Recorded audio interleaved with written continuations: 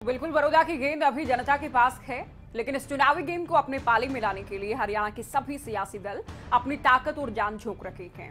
बड़ौदा में तूफानी दौरे पर पहुंची हरियाणा के सीएम और डिप्टी सीएम की जोड़ी ने प्रचार के दौरान विपक्ष पर जमकर शब्दबाण छोड़े। देखें।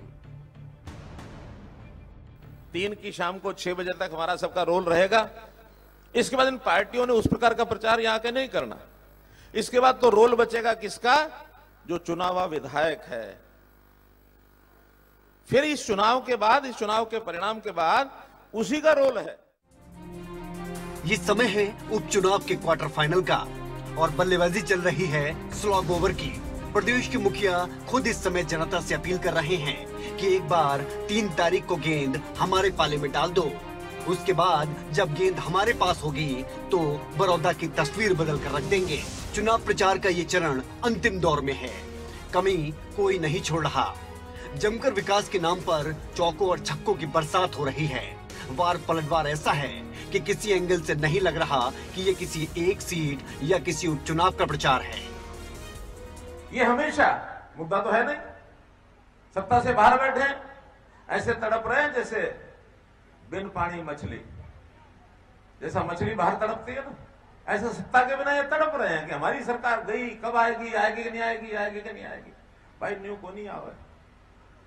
कुछ अच्छे काम करोगे, भले काम करोगे, सच्चे काम करोगे तो कुछ सोचोगे आने की, और वो इनके कर्म में लिखा नहीं है। बिल्कुल। बड़ौदा की इस जंग में 2 ही ऐसे मुद्दे हैं जो बयानों में या सुर्खियों में छाए हुए हैं, और वो है विकास और कृषि कानून का मुद्दा। एक बार फिर अपने तूफानी दौरे के दौरान सीएम ने कहा कि भूत प्रेत की कहानियों पर विश्वास ना करें जो कांग्रेस आपको सुना रही है।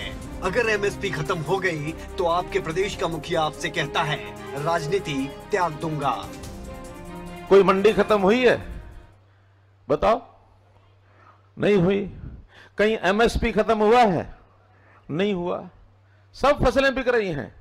चाहे धान की बात है, चाहे बाजरे की बात है, चाहे कपास की बात है, सारी चीजें एमएसपी पर बिक रही हैं। और मैं कहता हूं एमएसपी कभी कोई खत्म नहीं करेगा इस देश में।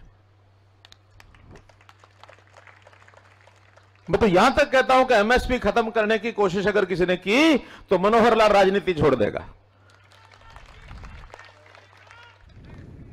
कैसे खत्म कर देंगे? क्योंकि भारत को पानी भी आओगा, पानी भी आओगा। भारत को अनाज की जब जरूरत होती है सरकार को, ये जो पीडीएस की दुकानें हैं, राशन की दुकानें, इस पर राशन मिलता है ना? किस भाव मिलता है? 1 रुपया, 2 रुपया, 3 रुपया, यही रेट है ना। चुनाव प्रचार का ये पहला मौका था जब इस चुनावी रण में 3 सबसे मशहूर और मजबूत जोड़ी एक साथ ताल ठोक रही थी। इनमें से एक रही मुख्यमंत्री और उप मुख्यमंत्री की जोड़ी जो बड़ौदा में उतरी। उप मुख्यमंत्री इस दौरान प्रत्याशियों की पहुंच से जनता को रूबरू कराते नजर आए। कांग्रेस के उम्मीदवार की वो तो स्वयं मंच से बोलता है कि मेरी पहुंच तो बाबू बेटों तक है। कहता है नहीं कहता? आज योगेश्वर की बात करें तो देश के लिए इतना गौरव प्राप्त किया हुआ है कि हमारा भाई अगर आपका कोई काम पड़े तो भी प्रधानमंत्री के, राष्ट्रपति के कार्यालय तक आपकी आवाज बन के जा सकती। उनसे पूछने का काम करो कि उम्मीदवार तो आज हारा है,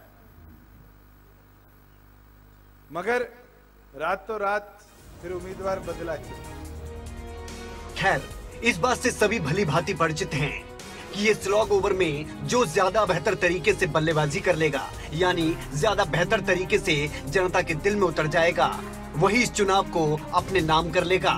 ऐसे में सीएम और डिप्टी सीएम की जोड़ी ने जोरदार प्रचार किया और बड़ौदा को एक नई पहचान दिलाने का वादा भी किया।